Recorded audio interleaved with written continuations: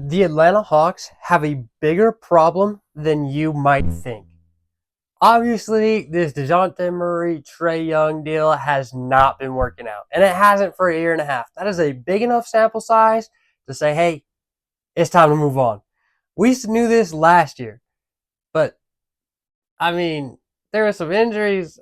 I don't know. I don't know. It is just now solidified. Trae Young, Dejounte Murray cannot play together. On top of that, we just don't have enough pieces in Atlanta.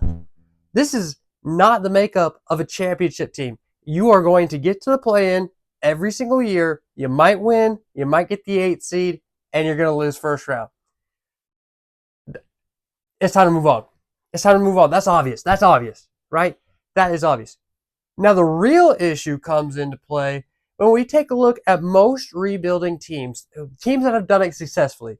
Let's talk about the Oklahoma City Thunder, especially, right? They went through a massive rebuild, are now the number one seed in the Western Conference. We can look at, like, the Rockets have had a decently successful rebuild. They've got the right pieces at least. They're still just a couple pieces away, though. So I'm not even going to look there. But if you just look at the past recent history of successful rebuilds, usually they have their own draft picks.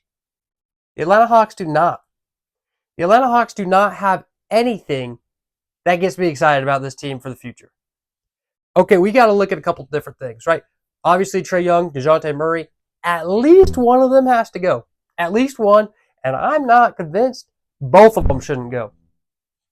The only two pieces that I am at all invested in the Atlanta Hawks is one of the top, if not the top, most improved player of the year candidates in Jalen Johnson.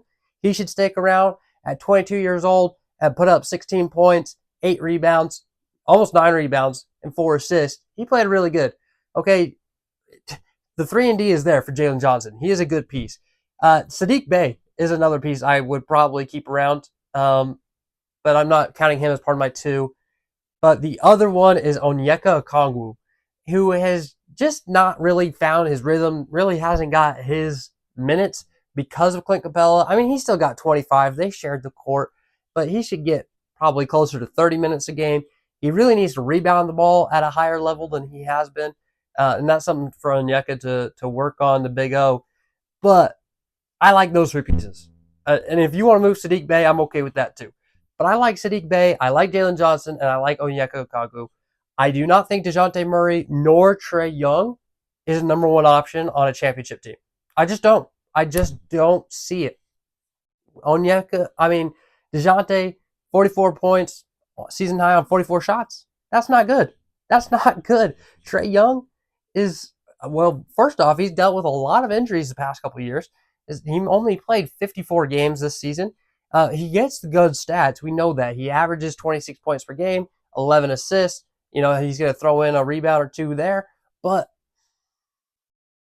he's not one of those guys that's just unstoppable. It's not a number one option. It's not a Shea. It's not a Giannis. It's not a Braun even. It's not an AD. It's not a Steph. It's not a Luka. It's not even Jalen Brunson.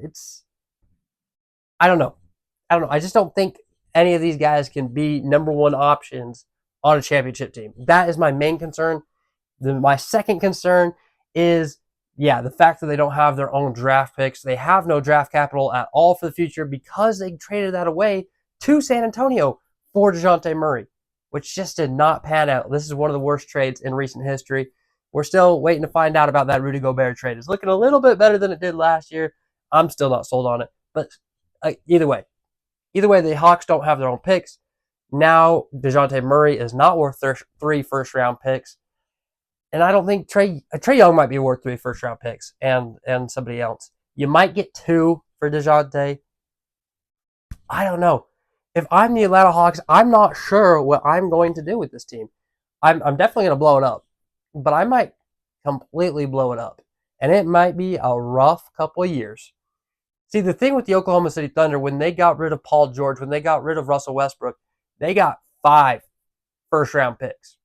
And no, they got, well, if you include Russ and PG, they got 7. They got 7, plus Steven Adams gave him another one a year later. But they also got Shai Gilgeous-Alexander, who was at the time just coming off a really good season. I can't remember if it was his rookie or sophomore season. I think it was his rookie year. But a very intriguing young piece who has obviously blossomed and developed into a star, into a top 3 MVP candidate, into one of the best scorers in this league. Also a great two-way player. Okay, Shai Gilgeous got exciting. And I, as a Thunder fan personally, I was excited about that trade. I was not super happy about the 5 first-round picks when I first saw it because that was all that was reported. But once I saw Shai was attached to it, I was thrilled. I got super excited. I've been a big Shai guy since college.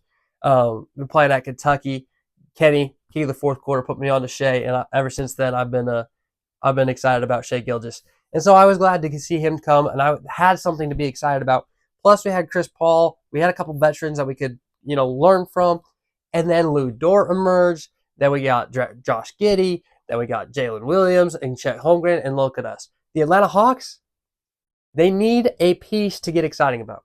Trae Young, Dejounte Murray does not do that for me. I do not see a potential. I don't see a universe in where they are a number one option on a championship team. That is what I need.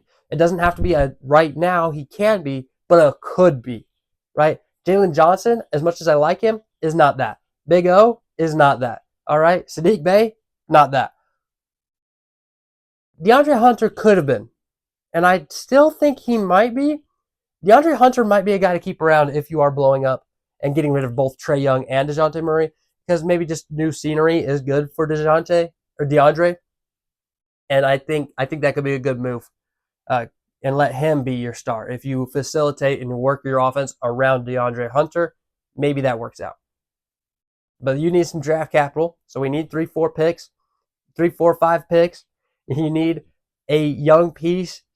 I don't even know. Like, names are not coming to mind that, like, I mean, maybe you get like a player from the Warriors, but in the Warriors situation, I don't think they're going to be shipping out any young players anymore. Maybe you try and go get a top end draft pick for one of these guys. I don't know. And so maybe you go work from the draft this year, even though this draft is not super exciting. But I could see a Cody Williams being a number one option eventually, right? Obviously not in the next couple of years, but eventually. Maybe you go get a Matthias. I don't know. He's not a very good shooter, so I'm not sold on him either. But I don't know. I don't know the draft super well. Maybe you go get a top end draft pick. Maybe you could go get a younger guy who just is on the wrong team. I mean, the Thunder still have a lot of guys that don't get a ton of minutes. Maybe you give Josh Giddey a new future. I don't know if Josh Giddey's the number one option on a championship team though either. If you want to buy in and give the Thunder a lot, maybe you could go get a J-Dub. Maybe you could go get a Tari Eason or a Jabari Smith or I'm trying to think of some other guys around the league who might be available, but there's not much coming to mind. Maybe you go get a Keegan Murray. I don't think so. Keegan's been playing really well, and I don't think the Kings would let him go. But you get what I'm saying. You just try and reinvent the team. It's just so hard to do that without any draft capital. Any. That is why it's such a big problem. And I just don't think there's that. My third biggest reason of concern is I just don't think there's a world where they get the value they want for a Trae Young or Dejounte Murray. I think if you trade Trae Young 2-3 years ago, all right, he's got a lot of value. But now it's 3 first-round picks at best. I don't even know if you get a good young player. You get an okay young player, maybe. But I don't think you get a good young player, I don't know. Maybe you get an Amir Coffey and a Bones Highland. Dude. And a couple first-round picks if the Clippers have any left, but they don't. So, I don't know. I don't know what universe, what rebuild they can really pull off here. Really, what they need is one of their guys currently on their roster to pop off. Whether that be a DeAndre Hunter, like I said, whether that be a Dylan Windler or a Kobe Buffkin. You really need one of those 3 guys. Yeah, that's all I'm seeing here. Everybody else on the block. Trae Young, Dejounte Murray, Bogdan, way too old to stick around. If you get a good offer for DeAndre Hunter, I'd ship him out too. If not, keep him around. Capella's got to go. Bruno Fernando, who cares? Garrison Matthews has to go. Wesley Matthews, Patty. I mean, like, why are these guys still on the team? You know what I mean? But I don't know. I don't know. It's just it's a hard world to be an Atlanta Hawks fan right now. I don't see where you get better. You got to blow it up though. You can't keep doing this because if you keep doing this, that is the definition of insanity. Einstein told us that. But you blow it up, see what happens. See what market is out there, and make a good trade. If I were to choose between one of the two of Trae Young and Dejounte Murray, I'm actually going to lean towards Dejounte Murray. Believe it or not. Believe it or not, I think there's more potential for him to be a number one option than there is for Trae Young. Trae Young is a really good two-piece, I think, but he can't be a number one.